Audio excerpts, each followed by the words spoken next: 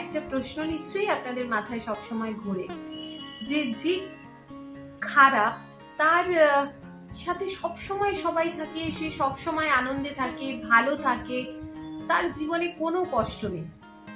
কিন্তু যে ভালো তার সঙ্গ তো কই কেউ দেয় না। কেন দেয় না বলুন তো? আপনি যদি আজকে ভালো হন তাহলে দেখবেন আপনার পাশে আপনি কাউকে পাবেন না। পাবেন না এই কারণেই, কারণ আপনি দুর্বল, আপনার কিচ্ছু করার কোনো ক্ষমতা নেই, আপনি মনের দিক থেকে দুর্বল। আর যে খারাপ সে সবার খারাপ করতে পারে, তাই যারা তার সাথ দিচ্ছে তাদের এই চিন্তা ভাবনাই সবসময় রয়েছে যে ও তো খারাপ, ও আমার কোনো খারাপ করতে পারে, এর থেকে ভালো ওর তালে তালে তালিয়ে নিয়ে চলো। কিন্তু আপনার সাথে কিন্তু কেউ থাকবে না, আপনি কাউকে পাবেন না। তার জন্য কি আপনাকেও খারাপ হতে হবে? না, এটা কোথাও লেখা নেই।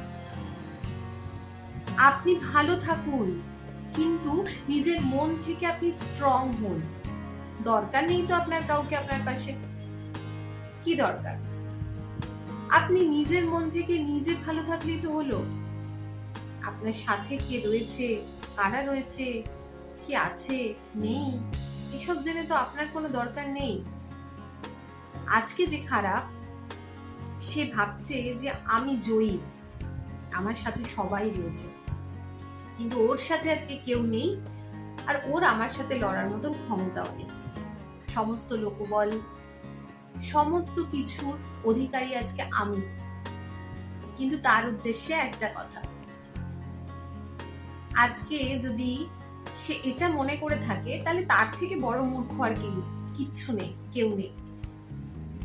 সময় না এত বাজে একটা জিনিস, যেটা সময় পরিবর্তনশীল, আর সময়ের সাথে সাথে প্রত্যেকটা জিনিস পরিবর্তনশীল। আজকে যে খারাপ তার কিন্তু একটা সময় আসবে যখন তার পাশে আর কাউকে সে পাবে না, কিন্তু আপনার পাশে কিন্তু তখন প্রচুর মানুষ থাকবে। এবং যে খারাপ সে আজকে এতটা খুশি, কিন্তু একটা দিন আসবে যখন সে বসে ভাববে যে আমি কেন এত খারাপ ছিলাম, যদি আমি ভালো হতাম তাহলে হয়তো এত খারাপ সময় আমাকে আজকে দেখতে হতো না। আজকে তার ভালো সময় যাচ্ছে, খারাপ সময় তার আসবে, এবং সেটা বসে আপনি তখন দেখবেন। আসতেই হবে, এটাই প্রকৃতির নিয়ম।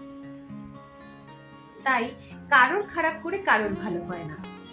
নিজের মন না খারাপ করে, কোনো কষ্ট না পেয়ে চুপচাপ করে বসে মজা দেখুন আর সময়ের অপেক্ষা করুন। ভালো থাকবেন।